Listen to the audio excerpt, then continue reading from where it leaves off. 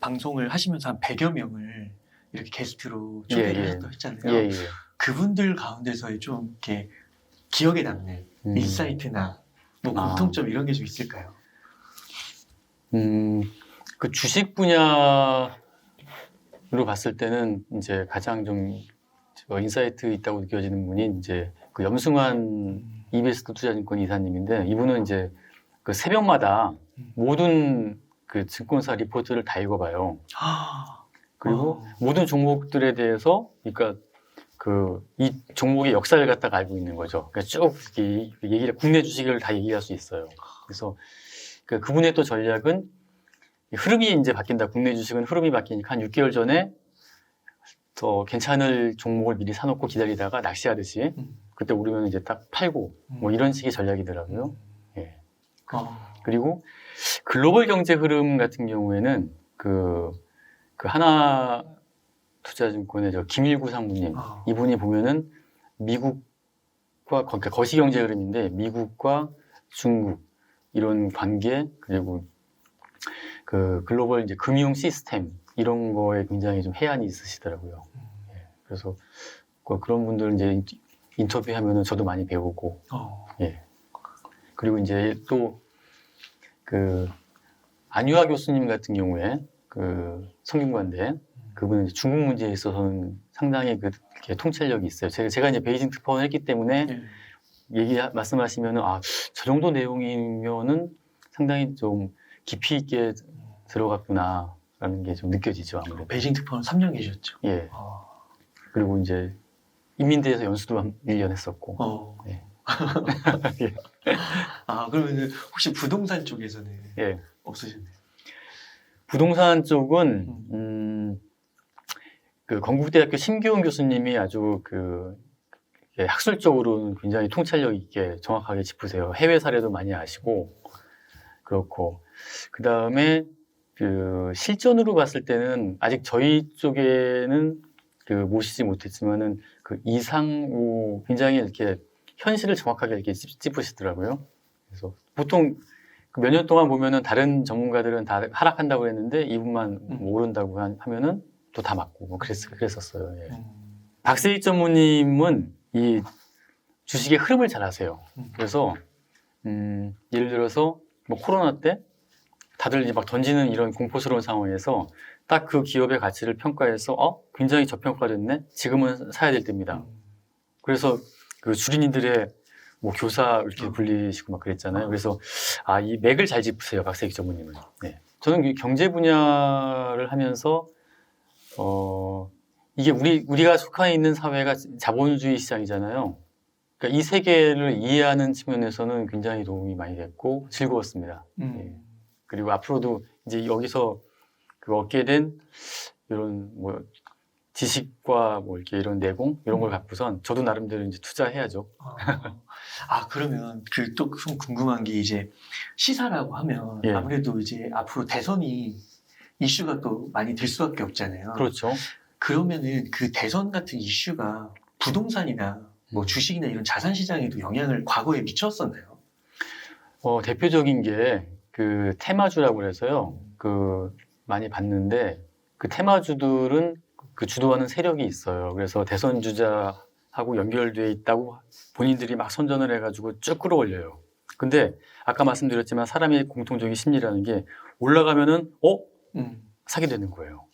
근데 그러다가 그 작전 세력이 이렇게 떨어뜨리는 거죠. 어떤 계기가 있으면은 그게 계속 반복돼요. 거기에서 그러니까 일반 개인 투자자들, 개미들이 그런 식으로 많이 당했는데, 이번에도 보면은 그 안철수 후보의 지지율이 올라가면서 또 안철수 후보와 관련된 그 안레빌링가 또 막 올라갔잖아요. 근데 만약에 또 여기 안철수 후보가 지지율이 떨어지고 그런다? 그러면 마찬가지로 떨어져요. 그러니까 개인 투자자들은 그런 테마주에 절대로 엮이면 안 돼요. 그래서 어떤 후보도 내가 어떤 과를 대학에 어떤 과를 나왔는데 이 과에 같이, 그것도 아는 사람도 아니래요. 같이 다녔다는 사람이 세운 회사다. 해가지고선 쭉 주가를 끌어올렸다고 하는데, 그런 건 정말 위험하죠. 예. 그러면은 그 대선 후보가 그 부동산에도 좀 영향을 미칠까요? 부동산에는 과거 사례를 봤을 때는 그렇게 큰 영향을 못 미치고요. 다만 지금은 워낙 공급이 부족해서 지금 집값이 공급 부족한 게 한 원인이지 않습니까? 그래서 대선 후보들마다 지금 공급을 많이 늘리겠다고 정말 좀 제가 봤을 때는 좀 무리할 정도로 엄청난 물량을 쏟아내겠다고 하는데 그거 진짜 우리 나오잖아요?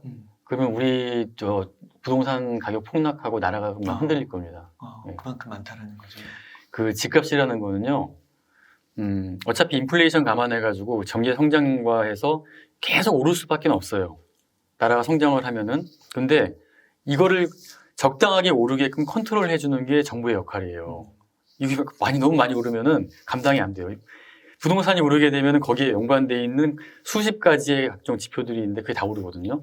심지어 뭐 건강보험료까지 오르게 돼 있고 재산세, 세금도 마찬가지고. 그러니까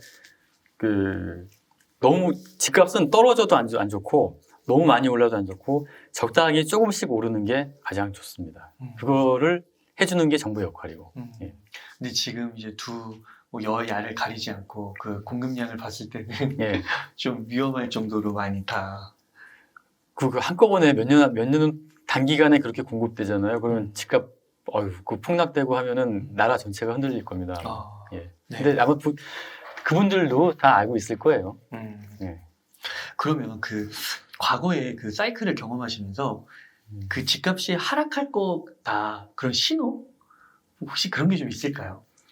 뭐 이건 뭐 전문가들 얘기인데 일단 미분양이 증가를 한대요. 그리고 아무래도 마찬가지야. 저기 외곽 지역부터 이제 미분양이 증가해서 그 다음에 점점 이제 안으로 이제 들어와서 서울 같은 경우도 이제 미분양이 증가하면은 그럼 집값이 이제 그건 실제로 하락하고 있는 거겠죠. 네. 그 다음에 경매 낙찰률이라는 게 있는데 그게 보통 한 80% 정도 유지가 되는데 그러니까 실제 가격보다는 한 80%의 예. 근데 지금은 이제 100% 넘는다고 하더라고요. 그 낙찰률이 이제 떨어지면은 이제 집값이 좀 하락할 신호다 이렇게 봐야 된다고 하더라고요. 미분양 증가와 경매 낙찰률. 예. 근데 지금은 지방에서는 그런 현상이 벌어지고 있는데 수도권은 아직 그 미분양도 적고 낙찰률도 아직 100 이상이고 그렇다고 기사에 보니까 나오더라고요. 실제로 한 2012년, 15년 그때 좀 집값 떨어졌을 때 네. 서울 지역에도 미분양이 있었다고 하는데 혹시 기억하세요? 예. 그때 어떤 아파트가 미분양이 어느 지역에? 그때 그런 얘기 해도 되나? 제가 살던 아파트거든요. 진짜요? 예. 그 당시에 반포에 네. 레미안 퍼스티지하고 네. 자기가 있어요. 네. 거기가 미분양이 됐어요. 상상이 안 가시죠? 예. 이게 2009년에 입주했는데 미분양이 난 거예요. 그래가지고 그 가격도 많이 떨어졌고. 그때는 이제 사람들이 미분양 나고 하니까 안 들어가려고 이제 하다가 결국 그때 이제 미분양했지만 또 이제 도전을 해서 들어간 분들이 많이 벌었겠죠. 지금 거기 사시는 거예요? 저는 그때 살았고 지금은 딴 데로 옮겼습니다. 네. 그러면은 그게 거기 그 미분양 그런 일이 앞으로도 벌어질 가능성은 제로는 아닌가요? 아니 있죠. 있어요? 예, 그렇게 노른자 땅이요? 근데 그 정도 되면은요. 저도 아직 궁금한 게 상황이 좀 달라진 게 뭐냐면은 이건 제가 예를 한번 들어볼게요. 네. 우리는 서울시 인구가 네. 1000만을 돌파한 게 몇 년도쯤이라고 생각하세요? 한 2000년대? 1988년. 정말요? 예, 올림픽 있을 때. 와, 그렇구나. 엄청 빨리 그렇게 됐구나. 그때 신문 막 도배했어요. 서울 인구가 드디어 1000만을 돌파했다고 해가지고. 그때 경기도, 그러니까 인천까지 포함해서 경기도 인구가 얼마였을 것 같아요? 그때 한 1500만? 2000만? 500만. 그러니까 서울은 1000만이고요. 네. 인천 포함한 이제 경기도 인구가 500만이잖아요. 그런데 제가 이제 행안부 출입할 때가 2002년도에 그때 경기도와 인천 인구가 서울을 추월했어요. 그 당시 서울 인구 얼마였을 것 같아요? 1100만? 1000만이었습니다. 1000만. 1000만. 그러니까 서울 인구는 계속 1000만이에요. 근데 경기도 인구는 1000만을 돌파한 거죠.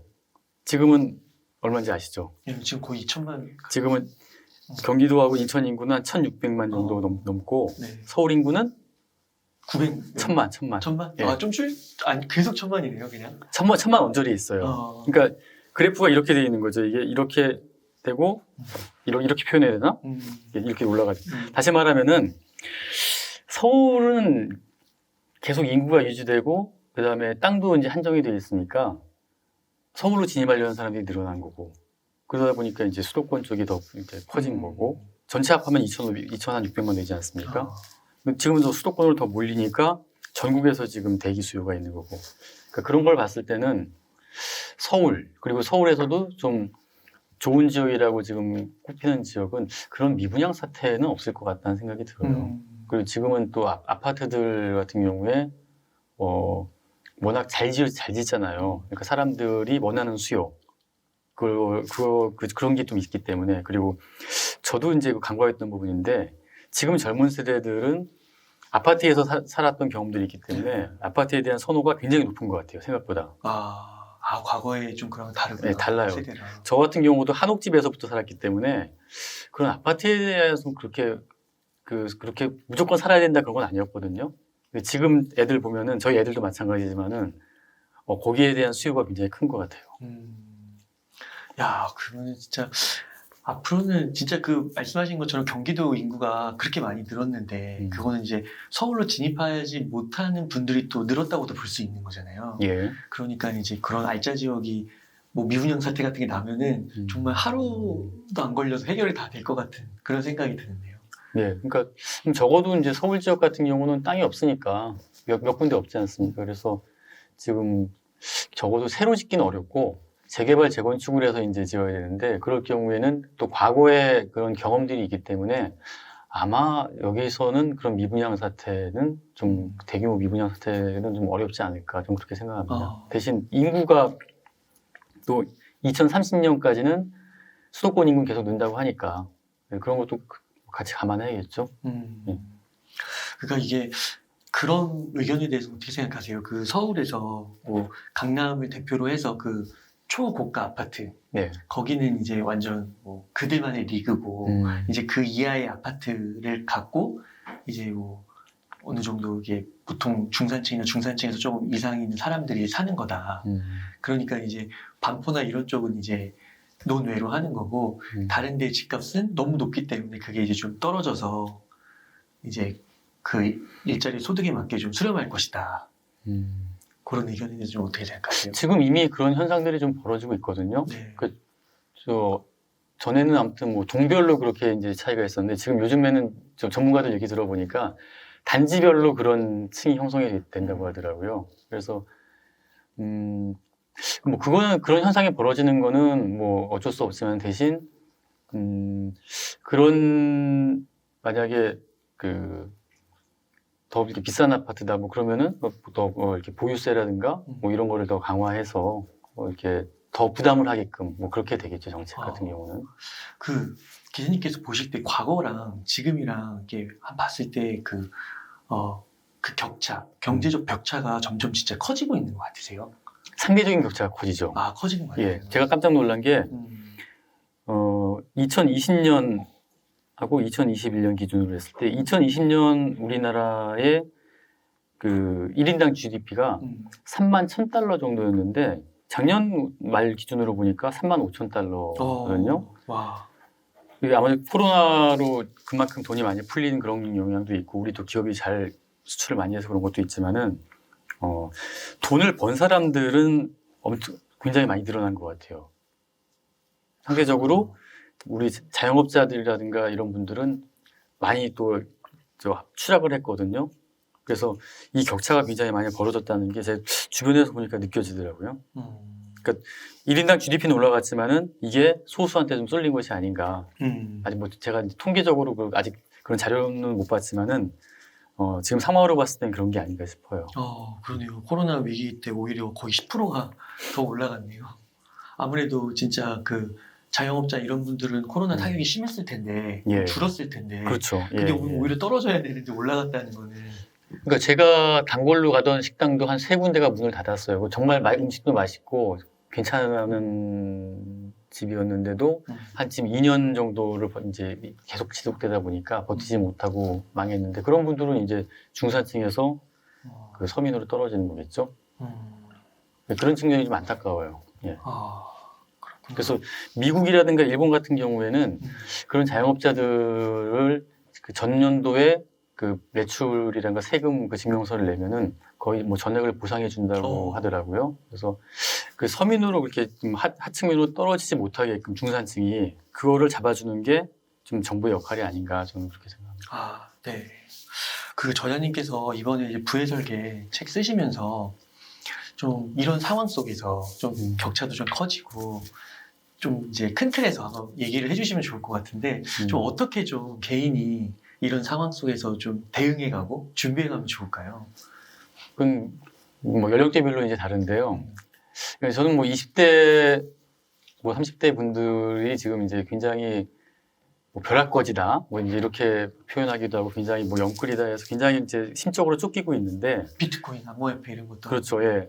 비트코인이라든가 뭐 이더리움 같은 경우는 제가 이제 대학원에서 공부해봤지만은 그 자체로 그 이상한 뭐 이런 건 아니라고 생각하는데 너무 근데 다른 그 토큰들이 너무 많이 생겼어요. 알파, 그 실체가 좀 불분명한 거 이런 거는 사실 도박성이거든요. 근데 그런 건 하지 말고 결국은 시간이 그분들한테 있기 때문에 차근차근 돈을 내가 모아서 그 50대 이후에 내가 부자가 되게끔 하는 그 설계를 갖다가 이제 그 시간대별로 해서 시기별로 해서 잡아서 하면은 그러면 그 50대 이후에 다 경제적 자유를 누릴 수 있는 경제에 오를 수 있다고 좀 봐요.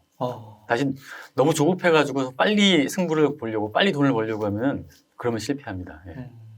그러면 그 천천히 50대 이후를 바라보면서 준비하는 그 중에 한 가지가 아까 맨 처음에 좀 얘기해 주셨던 예, 연금부터 이제 준비를 해야 되는 거고 그 다음에 투자는 무조건 해야 돼요. 주식이든 부동산이든 투자를 해야 되는데 대신 그냥 하는 게 아니고 공부를 하면서 해야 되고 반드시 특히 주식 같은 경우는 가장 중요한 게 여윳돈으로 해야 됩니다. 여윳돈. 그리고 여윳돈으로 하되 한꺼번에 몰빵하지 말고 그 시기를 딱 둬서 일정 기간 동안에 조금씩 사는 걸로. 그 어떤 점이 장점이냐면은 주식이라는 것도 결국은 올라갔다가 좀 떨어졌다가 다시 또 올라갔다 떨어졌다 이런 식으로 하거든요. 그 하락했을 땐 하락한 만큼 또 사면 되는 거니까. 그리고 저도 이제 이번에 하면서 이제 느낀 건데 미국 주식 시장이 우리 주식 시장하고 분명히 달라요. 미국은 그 전 세계의 자금이 모이는 시장이지 않습니까? 또 기업들의 성장률도 강하고 그러다 보니까 그 과거에 이제 한 10여 년 봤을 때 쭉 꾸준히 올랐어요. 그러니까 그런데도 같이 투자를 해야 되는 거고요. 제가 책에서는 그 로마의 노예제도하고 미국의 주식시장을 좀 비유를 했는데 로마가 400년 동안 그 제국을 유지할 수 있었던 가장 원동력은 정복을 통해서 노예를 계속 공급받았거든요. 그런데 이제 정복할 땅이 더 이상 없어진 거예요. 서쪽은 대서양까지 갔죠. 영국까지 정복했으니까. 북쪽으로는 저기 스카디나비아 반도 전까지 갔죠. 그 다음에 남쪽으로는 아프리카까지 이제 갔죠. 동쪽에 이제 페르시아 제국이 있으니까 더 이상 못 갔어요. 노예가 더 이상 이제 수혈이 안 되니까 거기서 이제 그 성장 동력을 잃어버려서 망했죠. 근데 미국은 이 주식 시장으로 버티는 시스템이에요.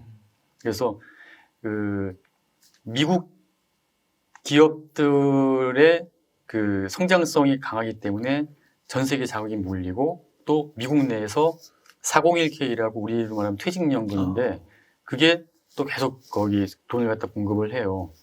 그러니까 주식시장이 계속 성장할 수밖에 없는 거죠.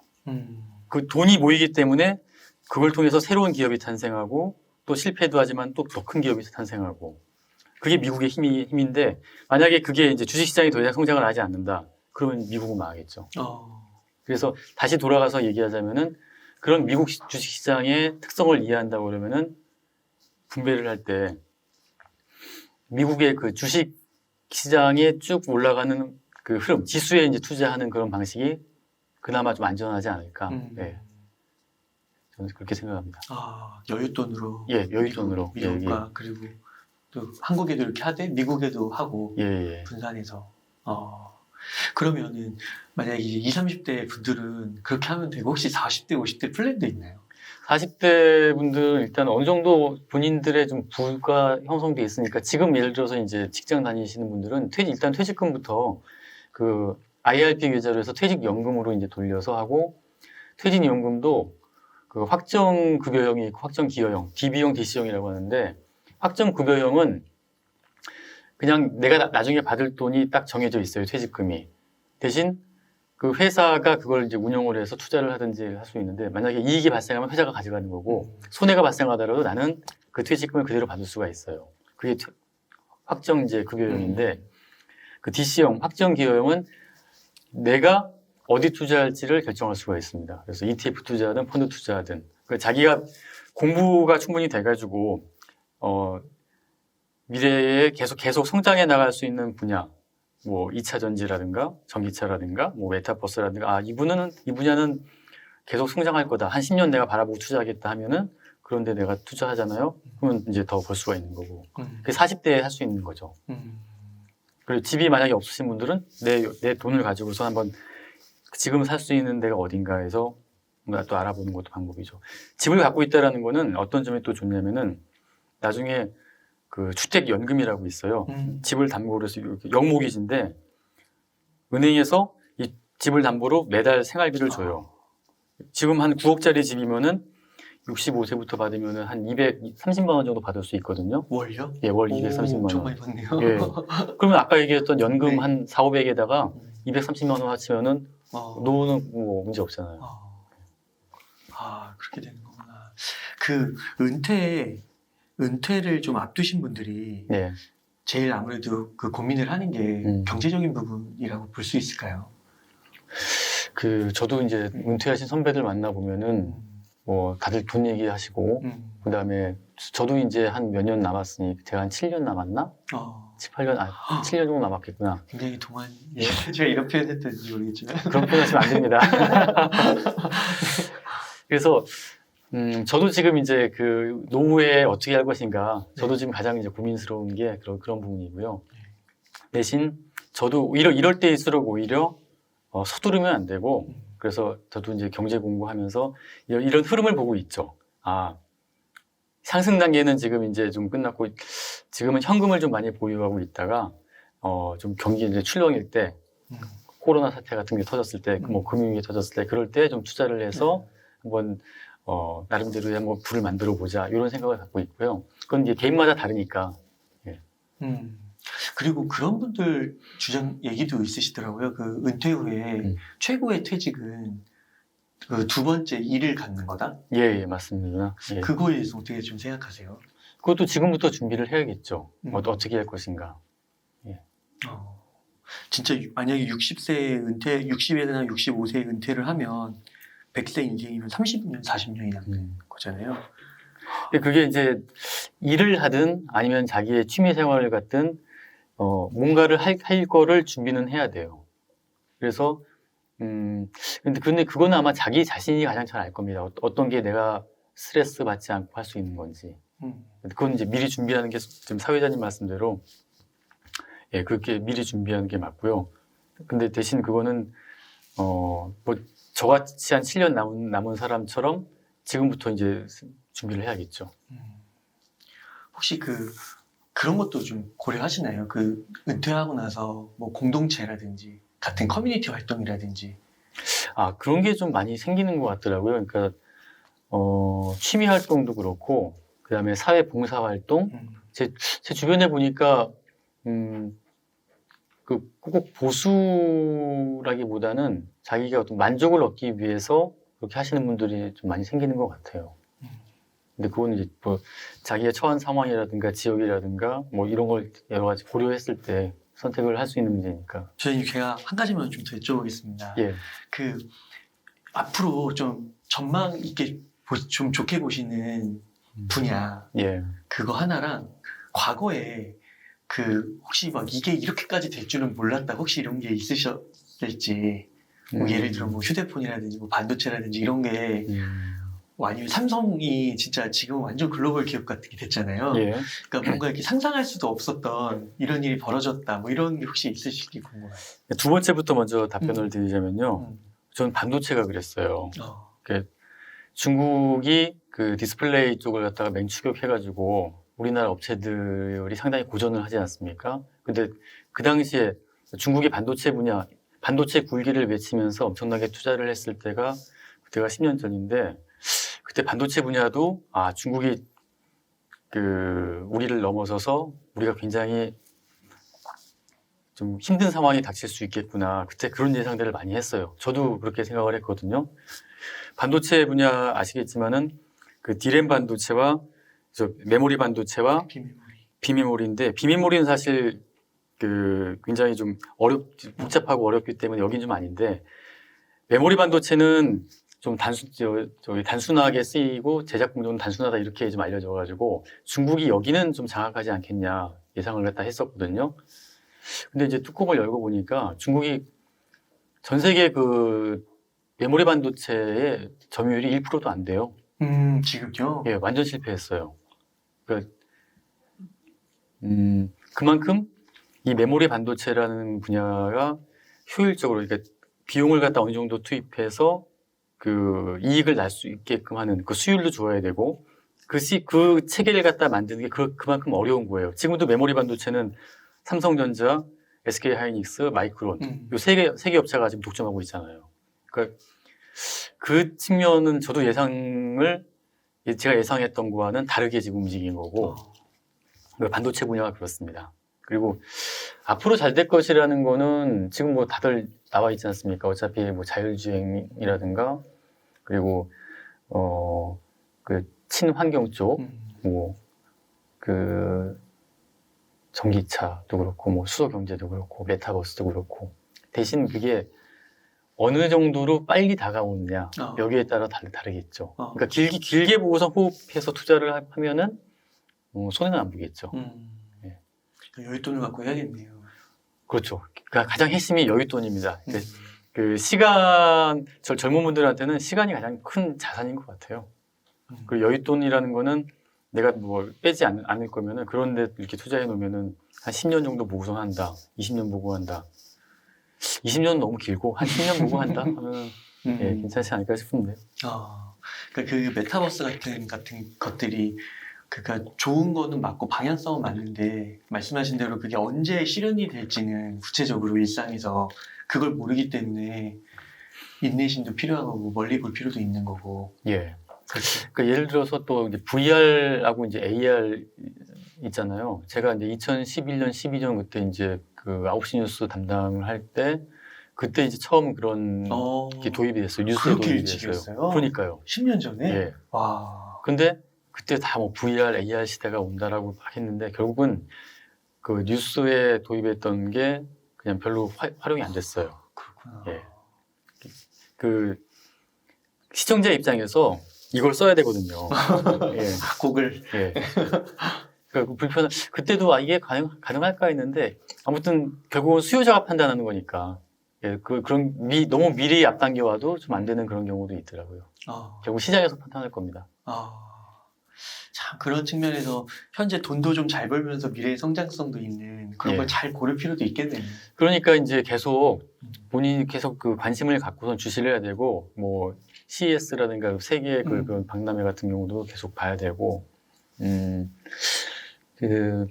결국은 소비자가 아무리 좋은 상품이라고 하더라도 소비자가 선택하지 않으면은 쓰이지 않으니까. 예. 예전에 제 2000년대 초반 그때 막 닷컴 버블 할 때 혹시 기억나시는지 모르겠는데 그 다이얼 패드라고 그래가지고 그거를 개발한 회사가 있었는데 주가가 엄청나게 뛰었거든요.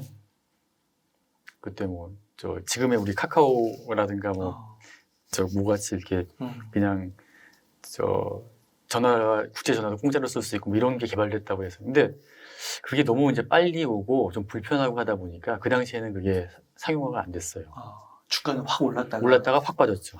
그렇구나. 예. 제 주변에서도 그걸로 그 당시 돈으로 뭐 90 몇 억인가까지 갔는데 뭐 100억을 채우고선 팔려고 하시다가 그 다음 날부터 뭐 폭락을 해서 못 빼시고 손해 엄청나게 보신 분도 있고 그래요. 그렇구나. 그때 코스닥 진짜 엄청났다. 예. 계속 상한가 갔거든요 그때. 그러다 빠지니까 계속 하한가 가서 이제 쭉 떨어지고. 그러면 그런 주식의 특징은 그러니까 기술은 진짜 엄청나고 뭔가 되게 센세이셔널한데 그러니까 소비자가 선택을 안 한다는 건 결국 돈을 지불하지 않는다라고 볼 수 있는 건가요? 소비자가 선택하지 않은 거는 별로 써보니까 별로 이게 필요가 없다? 효용성이 없다? 아마 그런 것 같은데요. 그래서 돈도 안 내고 예. 그럴 필요가 없는 거고 그러니까 필요도 없으니까. 실제로 그게 좀 불편하기 때문에 안 쓰는 게 아닐까 싶어요. 예, 그때 초창기 모델이기 때문에. 저 그러면 그런 차원에서 이것도 하나 여쭤보고 싶은 게 그 이제 전통적인 KBS 예. 그 방송에 있으면서 음. 이 SNS가 이렇게까지 예. 부각될 줄은 어떠셨나요? 저희 KBS가 지금 하고 있는 이제 관련된 유튜브 채널이 120개가 넘는데 대부분은 저희 120개요? 예. 와. 아니 근데 그게 다 이제 저희 자료 있잖아요. 아카이브 자료를 활용해서 재가공을 해서 틀어주는 건데, 그건 굉장히 저는 아이디어가 좋다고 생각했어요. 정말 KBS의 옛날 아주 자료들이 많은데 그게 지상파로는 한 번 나가고 아니면 재방송하고 끝나는데 디지털 플랫폼을 활용하면은 정말 다양한 자료들을 많이 시청자들한테 보여줄 수가 있잖아요. 그리고 남죠. 예. 계속 알고리즘이 돌고. 예. 그렇구나. 예, 대부분은 그런 아카이브를 활용한 그런 플랫폼들입니다. 와, 근데 120개나 있군요. 예. 예전에 제가 사실 6년 전에 그때 이제 페이스북을 좀 위주로 이렇게 일을 시작할 때는 약간 무시했었어요. 예. 그래서 그때 용어도 제가 되게 기억을 하는 게 이쪽을 뉴미디어라고 했거든요. 그렇죠. 뉴미디어 본부가 있었어요, KBS에. 근데 그게 어느 순간 뉴미디어를 안 쓰더라고요. 예. 왜냐면 너무 자연스러워진 거예요. 맞아요. 예. 그래서 그게 디지털 미디어인가 뭔가 이런 식으로 바뀌더라고요. 예. SNS로 바뀌고. 예. 그래서 와, 이게 뭔가 판도가 바뀌고 있다. 굉장히 빨리 바뀝니다, 그게 또. 예. 그래서 이제 그런 거를 이제 내부적으로도 어떻게 생각하셨는지 혹시 그냥 내부자의 시선이 궁금해서. 저희도 지금 그렇게 빨리 바뀌고 있는 그런 시스템에 좀 그걸 갖다 따라가고 또 어떤 거는 또 저희가 수용하려고 좀 굉장히 노력을 하고 있고요. 대표적으로 저희가 이제 OTT가 또 막 떴잖아요. OTT 플랫폼이 지금 넷플릭스부터 해서 뭐 디즈니 막 나오고 있는데 저희도 그래서 이제 지상파와 SK하고 같이 해서 SKT하고 같이 해서 웨이브라는 또 OTT 플랫폼을 만들어서 거기에 또 서비스를 하고 있고요. 그러니까 지금은 워낙 빨리 변해가지고 좀 잠시 마음을 놓으면은 그냥 뒤처지는 것 같아요. 느껴지세요? 예, 느껴집니다. 불과 제가 머니홀라 1년 반 전에 시작할 때하고 지금하고도 많이 바뀌었거든요. 뭐가 바뀌었어요? 그러니까 이런 특히 경제 유튜브 채널들이 정말 많이 생겼어요. 그래서 또 서로 또 경쟁하다 보니까 또 각각의 또 특성들도 이제 보여주는데 스펙트럼이 굉장히 다양해졌어요. 경제 유튜브 같은 경우도 그리고 분야도 뭐 주식 전문, 뭐 부동산 전문, 아니면 전체를 갖다 아우르는 또 전문, 그리고 경제뿐만 아니고 다른 뭐 역사 부분을 같이 또 맞물리기도 하고 아니면은 연금만 따로 한 또 플랫폼도 있고 굉장히 이게 세분화되기도 하고 통합되기도 하고 이 변화가 굉장히 빨라지는데 결국은 그렇게 바뀌게 만드는 거는 본인들이 하려고 해서 하는 게 아니고 수요자들의 반응을 보고서 하는 것 같아요. 다들 이 분야 반응이 좋네? 그럼 이거 여기 갖다 더 확장을 시키고 여기는 조회수도 안 나오고 뭐 댓글도 별로 안 다네? 그러면은 없애버리고 그렇군요.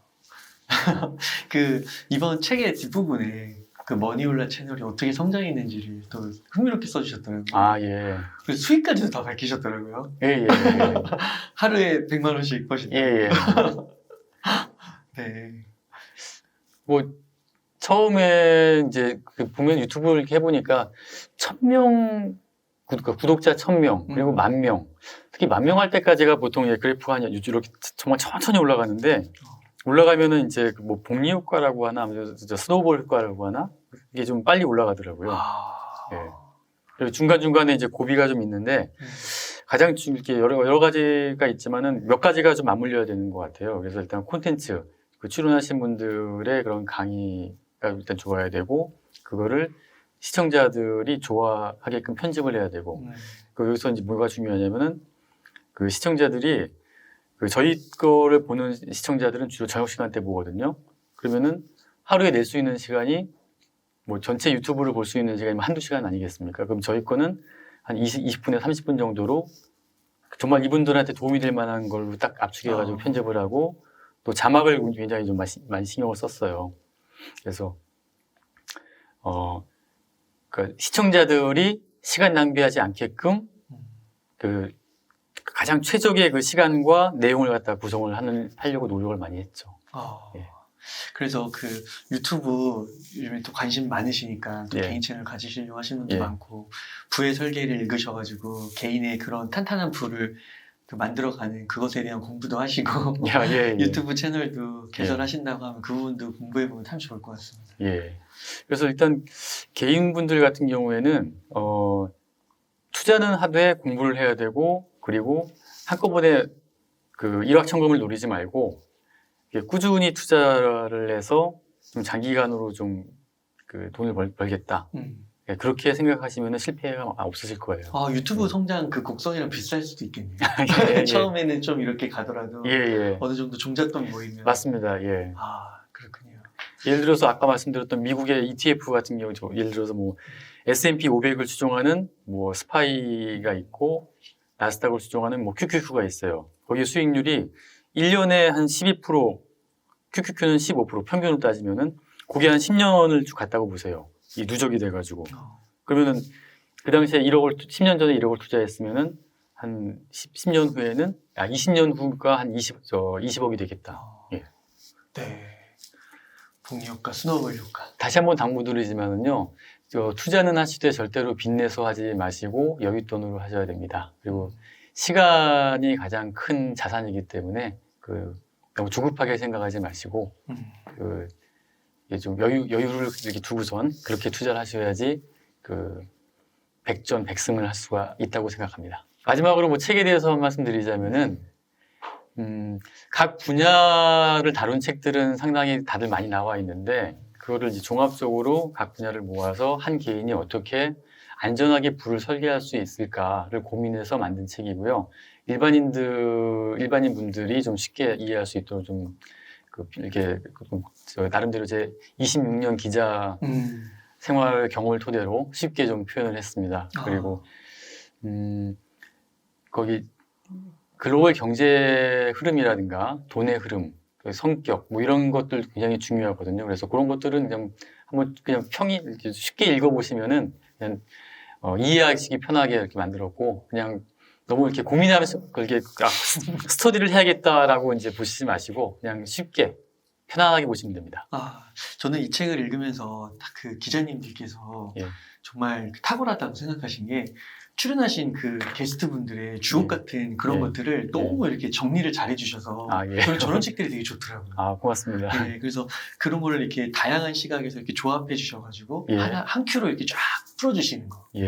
그래서 진짜 투자 공부하고 부의 설계를 탄탄히 세우고 싶으신 분들은 꼭 한번 읽어보면 좋지 않으실까 싶습니다. 고맙습니다.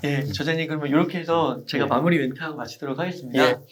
이렇게 해서 부의 설계를 쓰신 정인성 기자님과 이야기를 나눠봤습니다. 오랜 시간 동안 귀중한 인사이트 많이 나눠주셔서 감사의 말씀드립니다. 오늘 고생 많으셨습니다. 고맙습니다.